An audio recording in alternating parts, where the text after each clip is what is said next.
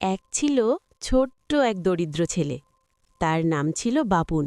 সে তার মায়ের সঙ্গে ছোট্ট একটা ঘরে থাকত। তার মা লোকের বাড়িতে কাজ করত। প্রতিদিন সকালে তার মা কাজে বের হতো। যাওয়ার সময় বাপনের মাথায় হাত বুলিয়ে বলতো, বাপন, গরিব হলেও ভালো মানুষ হইস বাবা। বাপন খুব মন দিয়ে কথাটা শুনত।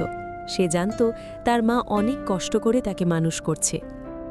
একদিন বাপন কাজ খুঁজতে গ্রামের পাশে জঙ্গলের দিকে গেল।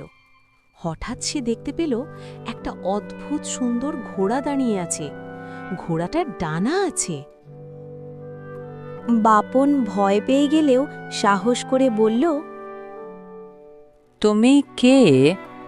ঘোড়াটি ধীরে তার দিকে তাকিয়ে বলল, আমি পঙ্খিরাজ ঘোড়া। আমি শুধু সৎ আর ভালো মানুষের সামনে আসি।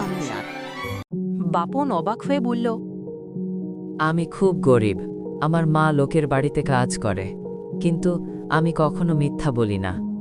পঙ্খিরাজ ঘোড়া হালকা হেসে বলল, গরিব হওয়া কোনো দোষ নয়। মিথ্যা আর লোভই মানুষের আসল শত্রু। তারপর ঘোড়াটি বলল, আমি তোমাকে একটা পরীক্ষা দেব। ওই পথে একটা থলি পড়ে আছে, তুমি সেটা নিয়ে এসো। বাপন গিয়ে থলিটা তুলে দেখল ভেতরে অনেক সোনার মুদ্রা। এক মুহূর্ত তার মনে লোভ এলো। সে ভাবল, এগুলো নিলে আমাদের কষ্ট শেষ হবে। কিন্তু সঙ্গে সঙ্গেই সে মায়ের কথা মনে করল। সে থলিটা ফিরিয়ে এনে বলল, এটা আমার নয়, আমি এটা নিতে পারি না। তুমি পরীক্ষায় পাশ করেছো বাপন।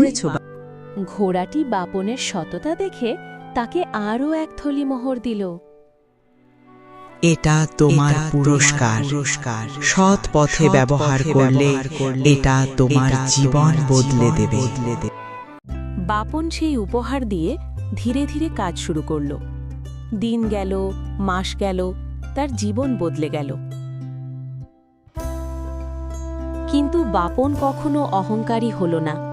সে গরিব মানুষদের সাহায্য করত, মায়ের সম্মান রাখত। সৎ থাকলে, ভালো মানুষ হলে, গরিব হলেও একদিন জীবন বদলাবেই। ভালো গল্প ভালো মন তৈরি করে। লাইক দাও, সাবস্ক্রাইব করে পাশে থাকো।